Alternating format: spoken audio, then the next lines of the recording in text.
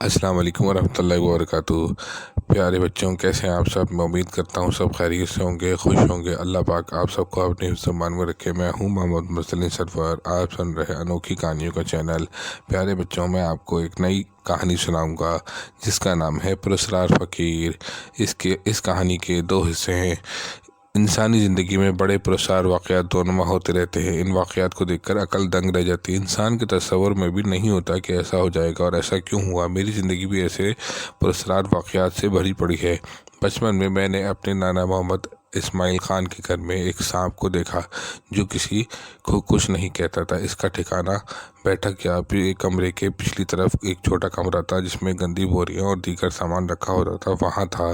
اس نے کبھی کسی کو نہ تنگ کیا نہ کسی کو ڈسا۔ سانپ کے بارے میں لوگوں کا خیال تھا کہ اس گھر میں پرانے وقتوں کا خزانہ دفن ہے، جس کی وجہ سے وہ اس کی حفاظت پر مامور ہے۔ نیو کیسر آباد میں واقع میرے نانا کے اس مکان پر ایک پڑوسی نے قبضہ کر لیا تھا۔ آج بھی اس کا قبضہ اسی مکان پر ہے، مگر اکثر بچپن کی یادیں مجھے تنگ کرتی رہتی ہیں۔ میں اتوار کے دن ڈاکٹر اخلاق کی کلینک پر ان سے باتیں کر رہا تھا۔ میں ان دنوں روزنامہ اخبار میں کورٹ رپورٹنگ کر رہا تھا۔ اتوار کو کورٹ بند ہونے پر میری چھٹی ہوتی ہے۔ ڈاکٹر محمد اخلاق صاحب کا کلینک پریٹ آباد میں واقع ہے، جو مریضوں کے لیے رات میں کھلتا ہے اور رات گئے تک کھلا رہتا ہے۔ پریٹ آباد سے ملحق آبادی رحمان ٹاؤن میں ڈاکٹر محمد اخلاق صاحب نے پلاٹ لیا، اس میں دکانیں تعمیر کیں۔ اس مکان میں چند دکانیں بھی نکالی۔ انہی دکانوں میں سے ایک دکان کو کلینک میں تبدیل کرا دیا تاکہ صبح اس کلینک میں بیٹھا جائے اور رات تک مریضوں کی خدمت میں مامور رہا جائے۔ دوران گفتگو اچانک میری نظر دو فقیروں پر پڑی۔ ایک فقیر کی پیٹھ پر ایک پوٹلی لٹکی ہوئی تھی جس میں ان کا ضروری سامان تھا۔ دونوں فقیروں نے ہم سے دعا اور سلام کی اور ایک بینچ پر بیٹھ گئے۔ ڈاکٹر محمد اخلاق صاحب کی عادت میں شمار ہے، وہ ایسے فقیروں کی بڑی عزت کرتا ہے، ان سے عزت و احترام سے پیش آتا ہے۔ مختلف اولیاء کرام کے مزارات پر جا کر حاضری دینا، فاتحہ پڑھنا اس لیے کرتا تھا کہ تاکہ ان فقیروں اور ان اولیاء کراموں کی برکت سے اس کا کاروبار چل سکے۔ اگر آپ ان اولیاء کراموں کی عزت کرو گے، ان کا احترام کرو گے، ان کے لیے فاتحہ خوانی کرو گے اور جو زندہ ہیں ان کا اکرام کرو گے، اللہ تعالیٰ بھی اس سے بہت خوش ہوگا۔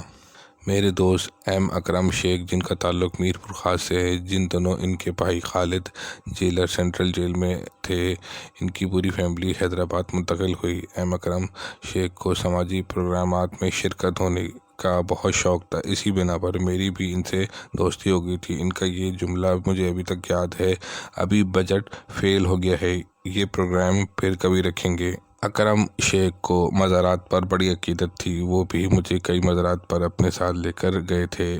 مرزا مزار پر بزرگ کے لیے فاتحہ پڑھتے اور چلے آتے۔ کالی موری پر واقع مزار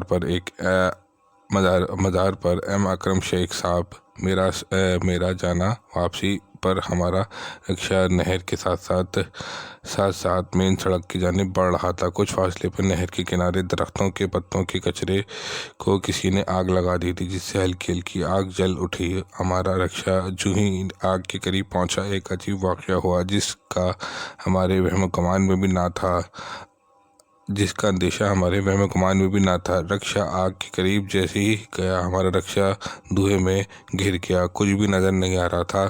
کالے دھوئیں نے رکشے کو اپنی لپیٹ میں لے لیا۔ میں سوچ میں پڑ گیا کہ یہ ہمارے ساتھ کیا ہو رہا ہے۔ چند لمحوں میں خود بخود دھواں غائب ہو گیا اور ہمارا رکشہ بھی آگ سے خاصی دور ہو چکا تھا۔ ہم نے دیکھا کہ ڈرائیور بری طرح سے خوفزدہ تھا اور فکر مند بھی نظر آ رہا تھا۔ یہ سب کیا ہے بھائی؟ ایم اکرم شیخ نے رکشے ڈرائیور سے پوچھا۔ میری خود سمجھ میں نہیں آئی یہ سب کیا تھا، یہ دھواں اچانک کہاں سے آ گیا اور کیسے اس نے ہمیں اپنی لپیٹ میں لے لیا اور پھر خود بخود کیسے ہی چلا گیا؟ رکشہ ڈرائیور نے کہا، یہ واقعی سمجھ میں نہ آنے والی بات ہے۔ ہم جب آگ کے قریب گئے تھے، آگ بہت کم اور نیچے کی سطح پر تھی، اس میں اتنا دھواں پیدا ہو ہی نہیں سکتا تھا کہ ہمارے رکشے کو لپیٹ میں لے سکتا۔